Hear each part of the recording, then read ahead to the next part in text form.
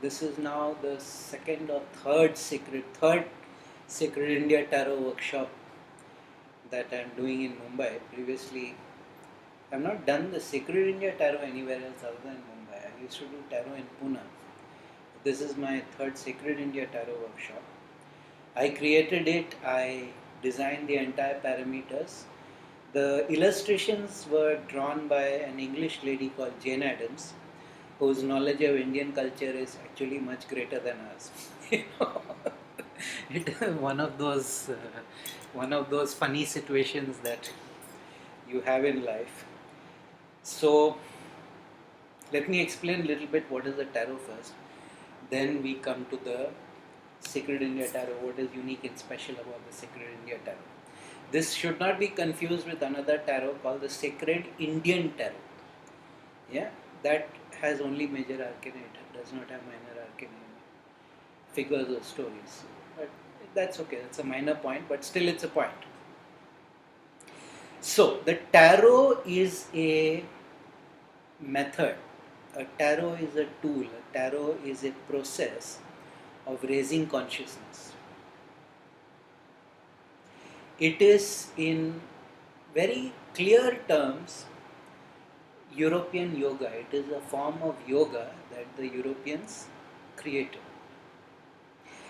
Historically, the tarot came into being sometime in the 13th or the 14th century, so about 700 years old historically.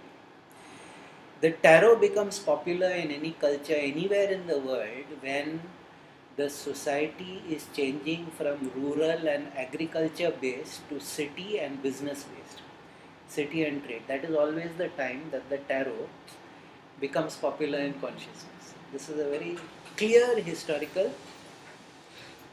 In India, the British had ruled for 200 years.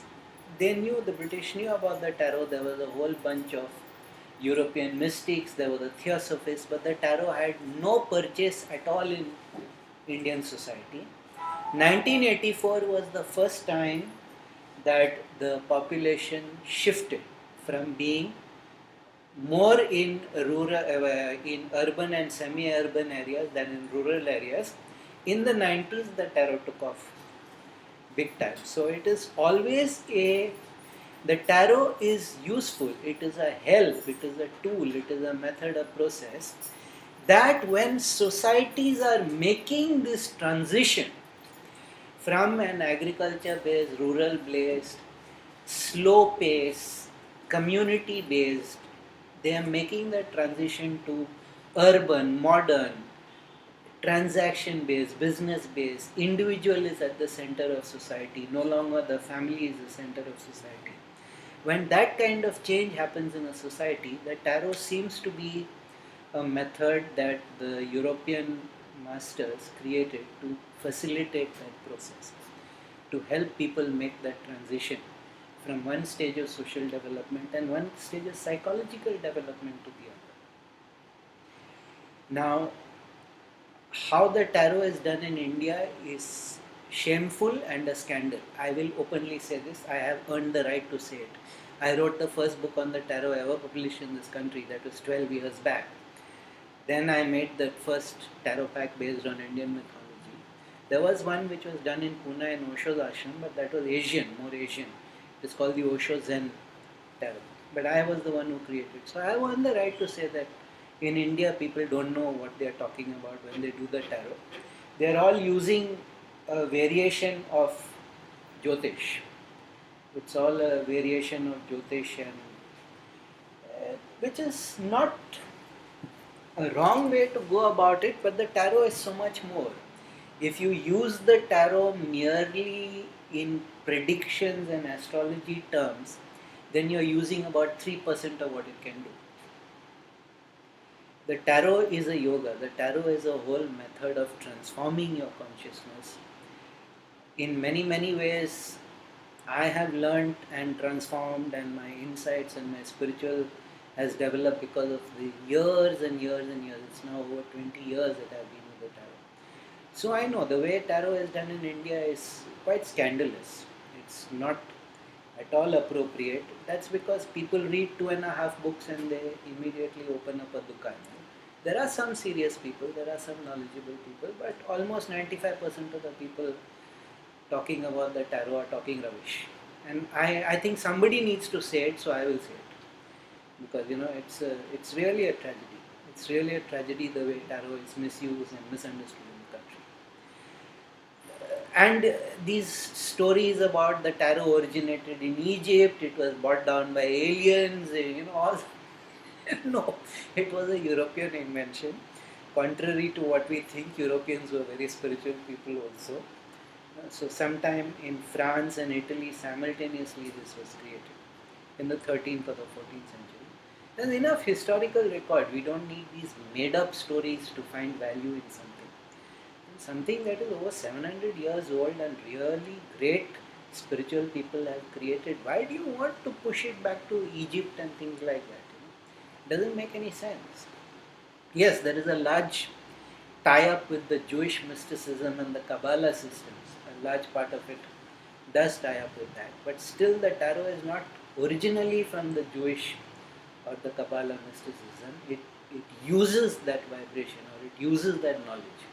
It is a form of yoga. Yoga means to join to higher consciousness. Anytime we are doing yoga, we are joining to. So the tarot enables you to join to that higher vibration or that higher consciousness. The tarot is a teaching tool. The way mythological stories. You all remember I talked about Descent of Ganga. That is a teaching tale. That is what they say. That by telling the story, you begin to learn the deeper.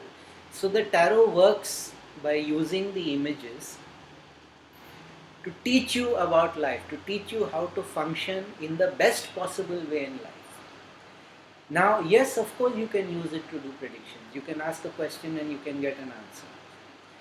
The problem with the predictions module, I've spoken about this before also. This is not my own knowledge, it is Sri Aurobindo's knowledge, so it doesn't come any more authentic or prestige than that. What he said was, if there is a situation, the divine consciousness knows better than you what is the best resolution for that situation. If you enter into checking out, yahan kya hoga, what could happen, then you freeze, and only that one line of possibility can then come into manifestation. So every time you try to do forecast, every time you try to do precognition, you are freezing all the multiple possibilities that exist. So people are very surprised when I say I rarely ever read for myself. I don't even sit and meditate on a situation and try to find out exactly what is going to happen, unless it is an emergency situation. In an emergency situation or somebody is deeply, desperately unhappy, of course you should do that. But very often what Sri Aurobindo has said, and he has correctly said that, if you try to predict an outcome, if you try to foresee an outcome, you will block off all the other possibilities and the karma is frozen to just that one, which may or may not be the best and usually is not the best. But the way tarot is structured, in the light of the knowledge, I went back and looked at the tarot. The way tarot is structured, I realized it never freezes you. It never tells you that this is the only thing that can happen. What the tarot does is divergent thinking, multiple options. It keeps opening you out. One very, very, very senior European yogi once told me that the tarot is a machine to create weirdness. I'm like, what do you mean by that? Like, because life is weird, life is so unexpected, life can spring such strange surprises on you. And we as human beings, we have a mind which seeks patterns, which seeks predictability. We want to know that if this will happen, then exactly this will happen, nothing bad will happen. And like, you cannot be sure when you go to sleep that you will wake up alive. You might die in your sleep. You cannot be sure when you leave your home that you will come back alive. So many things could happen. Life is inherently unpredictable. Life is inherently not controllable, not manageable. So in seeking certainty, or in seeking this kind of one correct and true answer, we are narrowing our possibilities, which tied back to what Aurobindo was saying, that we are narrowing our possibilities. So what he was saying is that the tarot makes you think of other possibilities. It offers you this it opens up. If you could solve it with your knowledge and your intelligence and your experience up to that moment, why would you need the tarot? अगर आपका दिमाग सही चल रहा है तो वो दिमाग से ही वो जवाब मिल गया होता है ना. इट इज़ बिकॉज आपका दिमाग सही नहीं चल रहा है. So something that is beyond your mind, something that is beyond your experience, something that is beyond your knowledge, it opens up that possibility. See, life could go here. This is something to be considered. This is something that could be valuable or significant. Did you think about that? So the tarot is one of those systems. See, the problem with most of the new age systems is that they only talk about the positive, the positive, the positive, the positive, the positive. Everything is nice, keep thinking positively, never think negatively. Now I also used to believe, and there is some value in that, I'm not saying there is no value in that, but that is not a psychologically mature condition, because no matter what, there will be illness, there will be sickness, there will be loss, there will be disappointment, there will be trouble, and there will be death.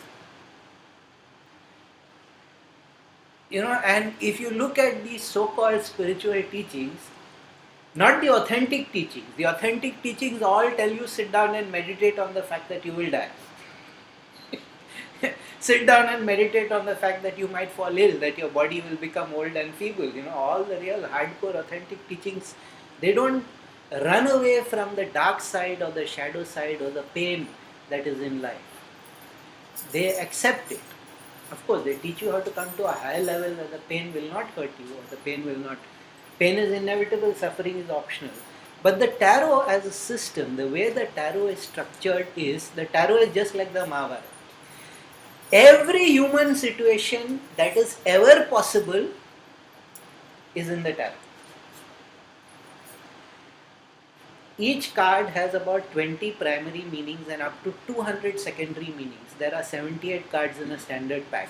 So 78 into 20 into 200, the permutation combinations are limitless, literally.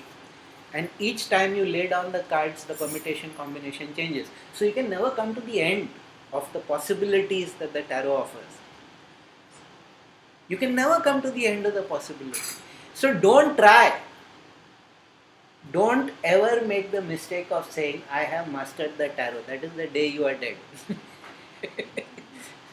The tarot will not allow you to master it. It is much stronger and powerful. Please understand another thing. We have these cards, we have this deck. This is called a deck or a pack. This is just an external representation of an energy system. The tarot is actually an energy system. We are working with energy just like we would work in Reiki or pranic healing or Kundalini yoga. We are working with something, and it is like Kundalini, it is not a very gentle and tender energy, it is a dragon, it is a tiger. So you have to treat it with respect. ये tarot को खुजलाना सबसे बड़ा गलती है. People who keep poking away, force readings, they don't like the answer they get, so they will continually open the cards. Those kind of people get into serious trouble with it because it is an energy. These cards are just symbolic representations of that energy.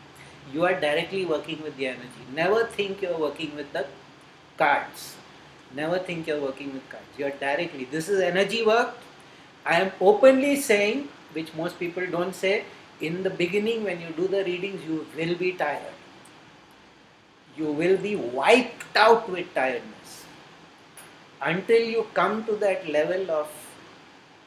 So it is much better to let the cards guide you, let the deck guide you, let the energy guide you. A lot of because it is energy work, one of the reasons why the tarot has bad reputation abroad is because it was used for black magic. In our pack, there is not one card which is not coming from a sattvic vibration. You cannot misuse it. You cannot use it for negativity, or because Jane is a mystic. She's a European mystic as well as the Ramana Maharishi thing. She's very, very advanced yogi in her own right, the artist Jane Addams. So the way she drew it, you cannot twist that energy for anything perverse. It is purely sattvic. The vibration is not even rajasic, it is just sattvic vibration.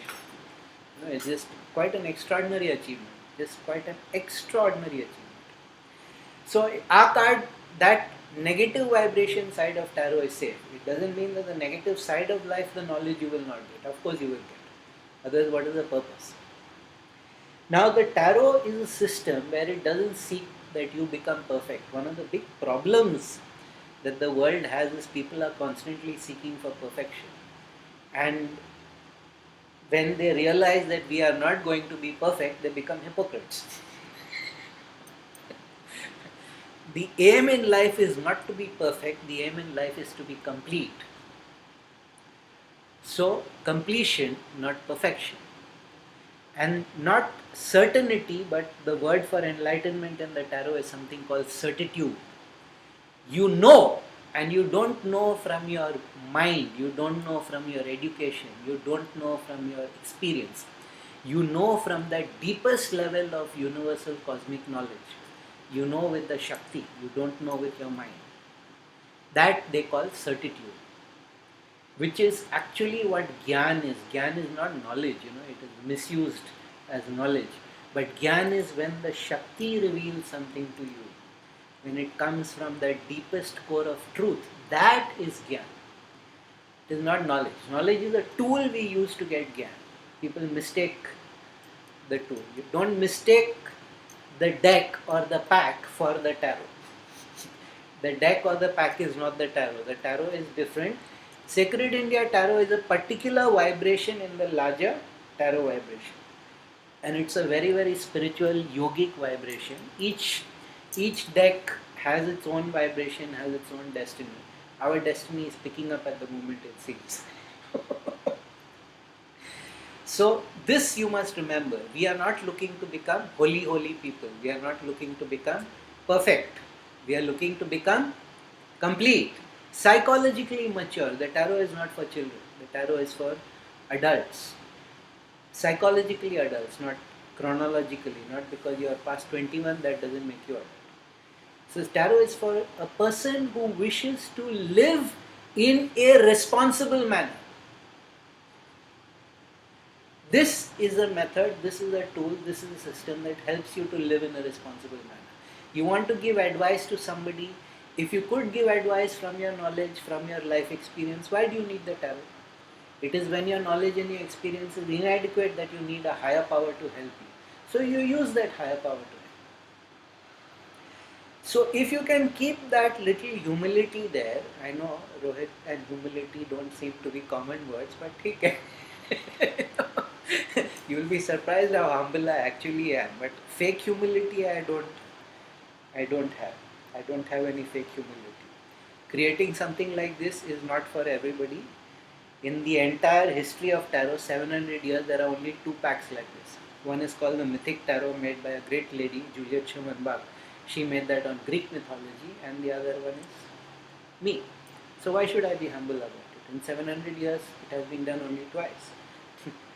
So it's an awesome achievement, and this can be used, the images can be used for meditation, and it comes from all my knowledge of yoga. So it is as much a yogic approach as a tarot approach, but nothing in the cards will contradict the original European tarot meaning.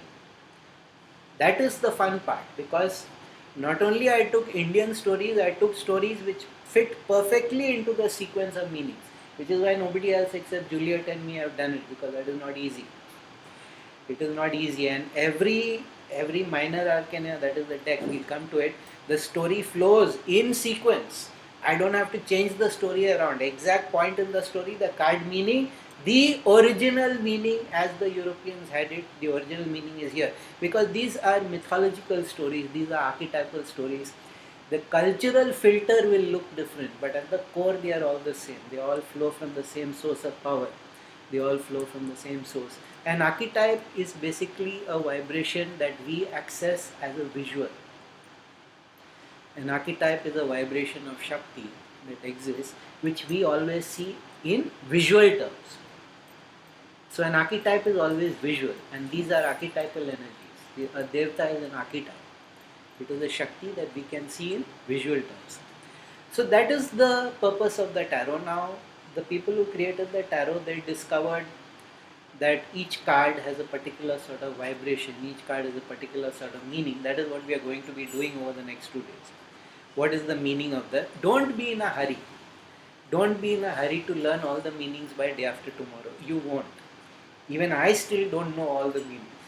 I am still surprised sometimes when somebody. The other problematic tendency with the tarot is people start making up their own meanings. They do a reading and they say, oh, that means this. Now that is very interesting to do in the beginning, and for about 6 months to a year it will benefit you also. After that it will dry up completely. So, there are one new tarot pack a week comes out in the world. Every year minimum 50 to 60 tarot packs come out, new ones. So there is no end to minimum 50 to 60. Nowadays the number is closer to 100. So there is no end to the packs, not books. Books come out at least 200, 300 a year. So spend some time, like yoga, like martial arts, it takes about 4 years before you can say, okay, I have some idea what I am doing. So spend some time learning it. I have done immense back-breaking labor so that the most powerful meanings I have condensed. I have been very happy to receive again and again this one feedback from experienced people that your book has the best meanings we've seen. In this small space, your book gives the best meaning. I'm like, yeah, I worked really hard on it. It took me 11 years to finish the whole thing. The writing didn't take that long, but it took us 11 years to do it with no resources, no money, no nothing. That is another grand story in itself, how it was done. So this is what we do when we call, and the word tarot basically comes from the Italian, the Latin rota, which means wheel, which basically means the Kala Chakra, which is the wheel of fate. Now rota is of two types, rota fatalis, rota vitalis. Rota fatalis is bhagya, kismat, destiny, where everything is carved in stone. And then there is rota vitalis, which is the wheel of life, where you have a choice, you have consciousness, you have a choice. So it is better to go for the rota vitalis aspect of tarot than to go for the rota fatalis. Don't go for the everything is carved in stone, because that is not the purpose of the tarot. The purpose of the tarot is to open up possibilities. The purpose of the tarot is to open up your thinking, to open up your emotions, to make you see something that otherwise you could not have seen. So, it's a very dynamic and creative, and as you can see, the Shakti is so powerful, 50, 60 packs every year, 200 books every year. It's a really powerful method at the moment. So every time we enter into a stream, a process, a method that is very dynamic and very creative, we benefit. So at the moment, the tarot is one of the very dynamic and creative and powerful processes in the world. Yes, there is more nonsense associated with the tarot than with practically anything else. That is the other problem. There are vampire tarots and all kinds of natak. I mean, it's beyond belief the amount of natak. And there are some really nasty, dangerous packs also. All that in time, if it comes to, you don't bother. Since we have this and this is our culture and this is yogic, you really don't need to go anywhere else. You can do with this. Only thing I would say is, if you're going to read for other people, don't read with the pack you use for yourself. Keep that energy separate. Keep what you do, your own personal sadhana, your own personal guidance. Keep that. Don't mix it with other people's. If you're going to read for other people, you keep a separate pack for other people. This is your guru. It is a condensed guru vibration. It comes from the guru kshetra, the guru field. It is a condensed guru, but fake gurus also are many. Only what is valuable is imitated and counterfeited. No? The currency note is valuable, that is why they make fake currency notes. No? So it is because the guru is valuable that so many fakes come up. It is because the tarot is valuable that so much misuse comes up. So approach it with respect. Don't approach it with fear, because there is nothing to be afraid of. Also, you are learning from me, so and the book is there. Everything is explained in great detail. It is the book, by the way, will give you headaches over time, because every word in that has come out with Shakti. I would get up at 3:30 in the morning, do my meditation, have a cup of tea, and then start writing somewhere around 5 o'clock. And every day for 80 days I would write like that. So each day I would be writing at Brahmurtam, immediately after meditation. I was in a frenzy at that time. It was just so it was not me with my mind. It was the Shakti flowing through me. That so the the the text.